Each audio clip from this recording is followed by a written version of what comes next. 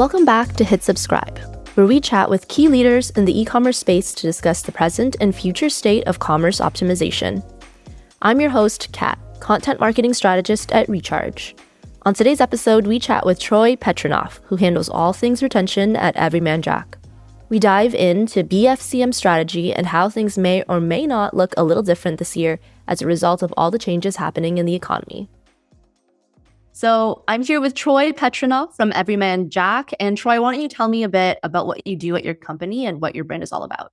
Awesome. Yeah. Hey, Kat. So I work at Everyman Jack. We are in the men's grooming space. We're one of the first kind of naturally derived grooming brands for men. We started in 2007, and we're very much kind of a retail first company. So we're in stores like Target and Whole Foods and CVS and things like that. But I work specifically on our e-commerce side. So we migrated to Shopify early last year. We were on Magento prior. It's been a fun over a year of just really immersing myself in the Shopify ecosystem. And I lead retention. So I'm our senior retention marketing manager. So I handle, all things email, SMS, subscription. We have a brand new rewards program that I just clicked publish on 2 hours ago. And I also manage our customer support team as well. You do everything around there, eh? Yeah, it's a fun project. The company, it's been around since 2007, like I said, but it's still a small company. And then the e-commerce side of the business and my team, it feels and runs kind of like a startup within the overall company. So it's kind of one of those, you have a lot on your plate, but a lot to learn. And it's a fun gig. Can't complain. Yeah. And I feel like for that size of a company with retention efforts, having your hand in every cookie jar is actually probably a bit of a benefit for you. Because then you can kind of see from the customer service side, you're interacting directly with customers and interfacing with them directly. So you get to hear them face to face what their experience is, but then you're also working on the e-commerce side. So like SMS and the strategy there. Does that play out in your day-to-day? Like, how are you kind of handling everything? Yeah, no, that's a very true statement about having kind of visibility within just customer interactions and customer support. That kind of became a natural fit for me to take on that team, which happened at the beginning of this year. And I think that's an overall trend, I would say, within e-commerce, or at least kind of brands or the community that I'm aware of, where retention works hand in hand, or sometimes not quite part of the same team, but there's a lot of overlap and connection between retention teams and customer support teams because, and this was true at previous roles in companies, I always had a very strong relationship with our support team. And even if it was just like, oh, hey guys, I created a promo code for our Labor Day sale. Here's all the details. Can you help me test it out? To things much further. And now I, spend a lot of time in Gorgeous and work on setting up chat campaigns and automations. And I think there's a huge kind of overlap with those roles. And obviously, one of the strongest components or factors in a brand's retention is just those customer experiences and making sure that you're communicating shipping times, pre-communicating any issues that might arise if there's like shipping issues, and just a million other things. I think it is the customer's experience and their interactions, if they have them with the support team, like that's probably much more of a factor in their retention long-term than potentially, a promo code that they were offered 2 months after purchase. Oh yeah, for sure. And especially like from the side of the consumer as well, it actually does play a really big role in whether I stick with a particular brand, which I think is important for D2C specifically, because for brands that are bigger and kind of exist everywhere, like the relationship between the customer is a little bit harder to create like a close-knit relationship. But for GDC brands like Everyman Jack, that relationship is really important. You said that the company has been around since 2007. How long have you been with the company? Yeah, so I joined about 2.5 years ago. So I joined kind of deep COVID. The company is pretty much, I think, almost more than doubled since then. I'm still remote, but we now have an office. Company's based out of the Bay Area. I'm in Los Angeles. Just speaking of e-commerce, I came in when the e-commerce boom was happening. We were selling hand soap, hand sanitizer, which are not our core categories. Everything was booming at that point in the e-commerce space. It was kind of a nice time to come in. Yeah, that's the perfect time. And Yeah. I guess I'm curious because, it's been quite a bit of time now. I would say, have you found that the consumer behavior has changed a lot in the recent year or so, or it's more or less stayed the same? I would say it has changed a lot. And for us, again, we're in most retail stores that you would buy a body wash for a guy. So even if, our e-commerce numbers have leveled out compared to previous years, it doesn't mean our customers aren't purchasing us at Target, when they're there, or CVS. So it's not like a huge cause for concern for us. People are buying in stores again. And I think if you look at inflation and all these different economic factors, I think there is a lot of focus now more on deals, saving money as opposed to brand loyalty. That's not a general rule, but luckily we are an affordably priced, just men's grooming brand. Our prices on e-commerce set by our retail stores. Basically, we can't sell body wash for $25 if it's 10 in Walmart. We are seeing a shift kind of back towards retail shopping or Amazon. I mean, Amazon is massive for us as well, but e-commerce is still holding strong. But I think, especially just like looking at, or talking with operators at other brands, I think everyone's kind of seeing like a tapering off. But there's a lot you can do to keep things healthy, luckily. Yeah. So has that changed then your strategy with your e-commerce side? What does that balance kind of look like now between e-commerce and in person? Yeah, for sure. So I think, especially when I came on, again, my team was brand new. The e-commerce side of the business was, I think, a year old when I came in, and it was, run by our creative team managing our website. I came in when they started hiring e-commerce experts, if you will. So at the time, again, I mentioned we were like our own little startup within the company. We were working almost in a bit of a silo where it was like, we have our goals, like, let's not even think about the retail side or the Amazon side.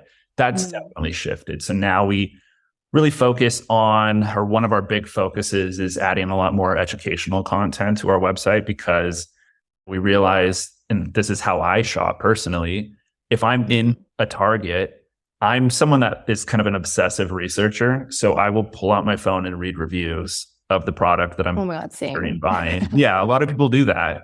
So we were like, we should also optimize our website for those people and not only, treat this as a DTC business, because it's not solely a DTC business. So we did a big website redesign recently. Our product pages were fully redesigned about 2 months ago, I think. So ensuring that we have reviews displayed prominently, we have video, we use VideoWise to embed TikTok style content, video content, our PDPs. So if you're looking at a beard product, there's going to be short form videos on like, how do you use beard oil versus beard balm? And like, what is an optimal beard routine and all of that. So shifting our mindset, kind of to answer your question, is like, we moved and shifted our mindset away from like pretending like we're a DTC business to also considering like, how can we optimize the site for people browsing but are going to transact on retail? Or how can we, also promote Amazon as well? We experimented with the Buy with Prime feature that they launched, I think, earlier this year. So thinking more cross-channel, omni-channel has definitely been kind of a shift. Yeah, I love that. And I think that's definitely come up a lot with a lot of brands, just multi-channel, omni-channel, like everywhere you can get in front of your customers wherever they shop and encourage them in whatever which way to buy your specific brand, whether it is through educational content or customer testimonials. It sounds like a lot of brands are doing that more nowadays. So that definitely tracks, and it's really cool. Do you think that that has had any effect on your strategy for the upcoming holidays? I know you mentioned like a lot of people are looking at deals and whatnot, but how's that kind of looking for you guys? So our deal strategy is not too dissimilar from what it was in years past. We do a mix of discounts and free gifts. I think we're leaning more into free gifts this year. We found it to be a really useful way to introduce guys to skincare, beard care, which are two categories of focus for us. I should mention our body wash, shampoo, and deodorant are and have always been our biggest categories and products. But we have beard care, we have SPF, we have skincare.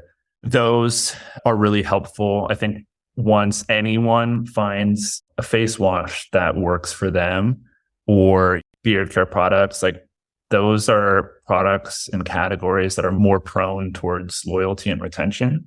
So really trying to kind of boost those and using them as a free gift has proved valuable for introducing guys to products. There is a big component of education specifically for guys, men, and personal care. One of the, I think, trends from COVID was the whole self-care thing. And I came in again during that time, but like it's so obvious just looking at the explosion of men's grooming brands in the past few years that I think guys now care more about what products they're using on their face and beard care. I think it's booming right now. There's huge growth in that category. I think people just used to use like their hair. I don't have a beard, but their hair shampoo and conditioner, if anything. And now, I mean, there's tons of products, beard oil, butter, balm, and a million other to kind of help just beard, facial hair growth. So education is big, but another kind of trend we've noticed is in years past, the gender split during holiday time it would skew. I mean, the female purchaser rate would explode for obvious reasons like gifting. We have a partnership with Marvel, and that's kind of our play towards getting younger consumers in. Is like, hey, we have a Black Panther body wash and we have this collector's box that's huge during the holiday. And oftentimes it's moms purchasing for the kids. But we've noticed that the split has been kind of evening out, and actually like the male side has been growing. So making sure that our holiday offers are not only geared towards gift shoppers, but also just towards our everyday male shoppers that just want to take advantage of a deal. I think my first year, wasn't a huge mistake, but like our messaging around our holiday offers was all around like, hey, here's a deal on gifts for your male loved ones. It was just like after the fact, we're like, well, that was kind of dumb. We probably like should have segmented better or, spoken directly towards guys that just want a deal. It's not only gift shoppers purchasing at this time. So that's one specific kind of switch up in our strategy, is becoming just more and more aware that we need to speak to those two different audiences more efficiently. I'm sorry, did you say you have a partnership with Marvel? Yes. That's crazy. So that happened before I came in. So the technicalities of how that was set up, I am not privy to, but it's long running, and we sell individual products branded around 4 of the main superheroes. So we have a Walmart exclusive with Thor.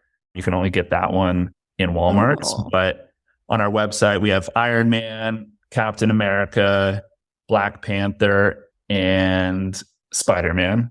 And then we have a collector's box, and that is like huge, especially on like the paid social side. Our Marvel ads kill it. That's the Marvel collector's box is our product that sells out probably 4 or 5 times a year. And it's huge at the holidays.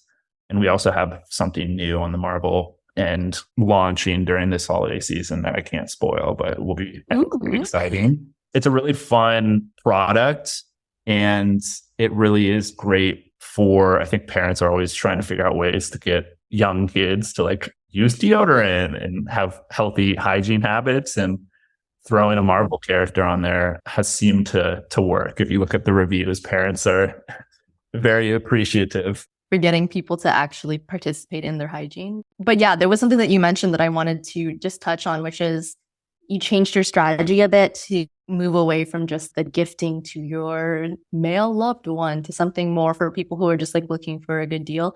I feel like that's actually so spot on, because a lot of my guy friends and people that I talk to are waiting for BFCM to buy things that they are going to buy anyways, knowing that they'll probably go on sale, and like buy in bulk or buy like technology and device, knowing that they're going to go on sale.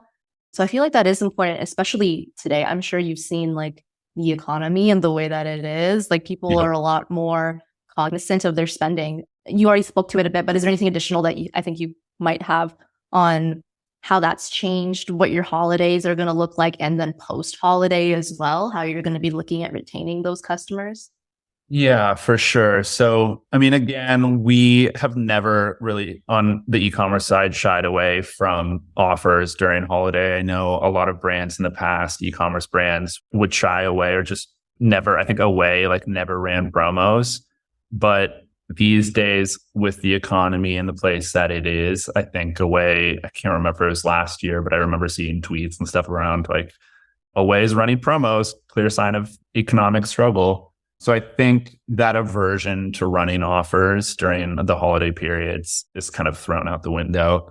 But yeah, I mean, one play that we're still locking down our plans, but one push that I am encouraging is a gift card strategy, a physical gift card strategy that will throw in, I don't know what it'll be, maybe $10 gift card with an expiration date. That's one test I want to run is like the retention. If we add an expiration date to that gift card or not, it's a highly giftable item, or you can just use it for yourself. And that is kind of one of the tests or plays that I have in mind this year to try and retain those gift shoppers or just any shopper during that period. To your point, people just are trained now and they know, like, even Prime Day, if you're not even running Amazon Prime offers, like a lot of brands run sales during that time. So we all have our content calendars with the big sale moments, and customers are aware. Customers are smart and know basically the sale calendar for the year. I personally have like a bunch of things in my Amazon cart and I'm waiting for Prime Day in October to purchase those. So we want to make our offers look appealing. Again, one of the things, it's not, if you look at the company as a whole, it's not a bad thing, but like for the e-commerce side of the business, which again is my focus, we almost do compete with, it's just easier to buy if you're only out of body wash.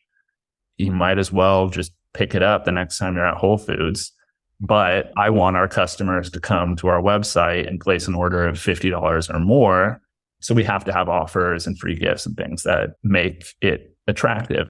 We just want to provide a very easy and automated as much as possible experience for our customers to get the products they want and need and love with very little work. That's so important. I think if you are trying to encourage customers to go from in person to online, like reducing any barriers or friction to converting is so important. And so you talked a lot about the holidays and how you're going to be approaching that. And even after the holidays, it sounds like you're implementing some gift cards. Is there anything else kind of on your radar, speaking from the retention perspective, that's going to be a focus of yours entering 2024? It sounds like you're looking at rewards. You just implemented that. What's the focus?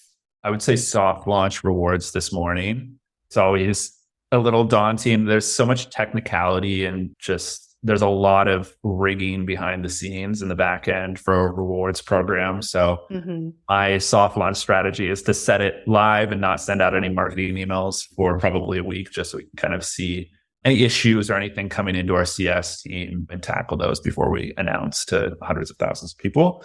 But subscription is big for us for the new year. We are on recharge. We, I think, made the mistake of going a little too custom with our setup. So one of my big focuses is kind of simplifying and moving towards out of the box recharge customer portal and just going as like simple as we can, because it makes it easier on the customer side, but also just on the subscription management side that I have to deal with and our web team has to deal with. So really leaning into subscription and marketing it more and just making more people aware of it for 2024 is my big focus. Rewards was kind of the focus of 2023. There was a million other focuses, but that was kind of one of the bigger projects. So subscription is my big project for 2024.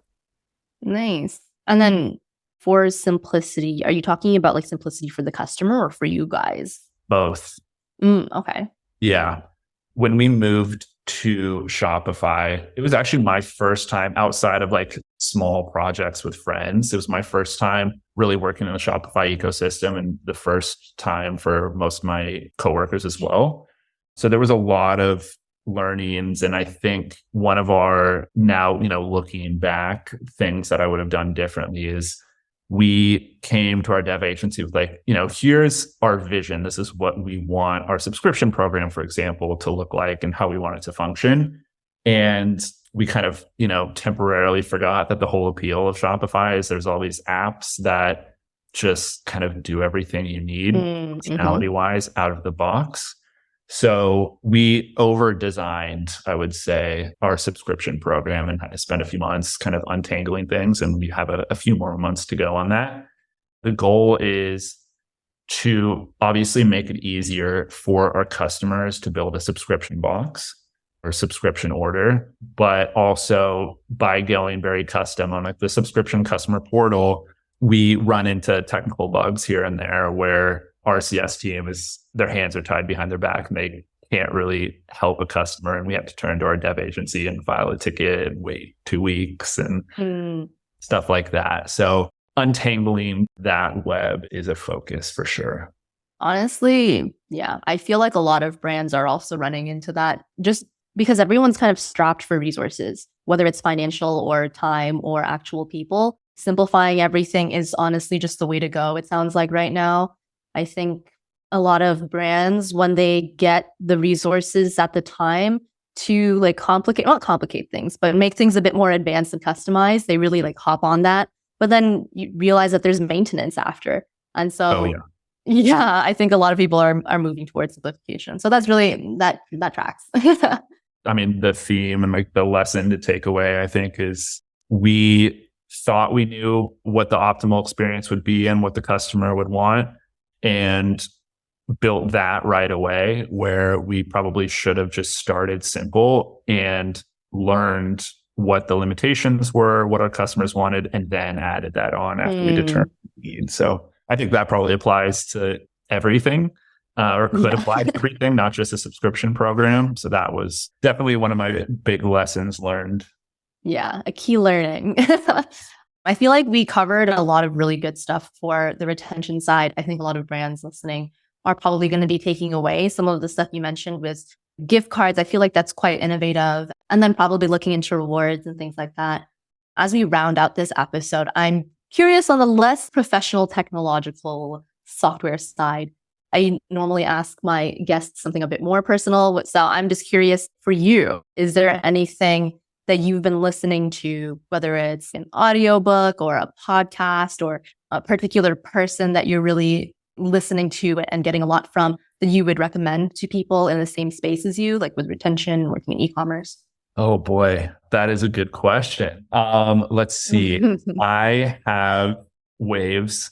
I've always been a big podcast guy, rapidly pulling up my Spotify as I ramble. But I totally have Waves where I go like full on business podcast mode for a couple months. And then I swing towards, I'm a big like movie, media fan. So my phase the last few months has been like movie podcasts, which I totally recommend. That is so fine. This might be cheesy and like, but I like health podcasts too. I think that especially anyone, I won't recommend specific ones, but I work remotely. I sit at my desk all day. I think it is smart to learn about just how to be healthy because especially e-commerce is stressful lately. It's probably a broad statement that rings true for most people. So my general recommendation there would be just like learn about and listen as my learning method to experts that teach you how to eat healthy. Sleep has been huge for me and learning how to sleep better. I've never been a good sleeper. So yeah, my general, I don't want to be like a Huberman bro, but like, oh my God, I knew it. Podcast in general has been alongside with, movies, like the fun stuff has been what I've been listening to lately. And I haven't been listening to a ton of business stuff, honestly. But, Black Friday podcast will start coming out soon, and I'm pretty sure I'll go down that rabbit hole too. Yeah. And honestly, that is so fair. As soon as you started talking about health and sleep, instantly in my head, I was like, this man listens to Huberman Labs. Not every episode. I'm not like, I have a few different ones. My podcast queue is I get a little ADD and just subscribe to a million. That's so relatable. But I did listen to an episode yesterday, so it comes to mind. I literally listened to an episode this morning. I don't know. I'm on that wave right now. Yeah. I think it's a healthy one to be on, Yeah. Could be worse. Anyways, yeah, it definitely could be worse. There's a lot of podcasts out there that are very interesting, but I digress. We want to thank Troy once more for joining us, and you can find Everyman Jack at everymanjack.com. If you liked what you heard, make sure to hit subscribe on whatever platform you're listening from, and check us out at rechargepayments.com/hit subscribe for our latest episodes.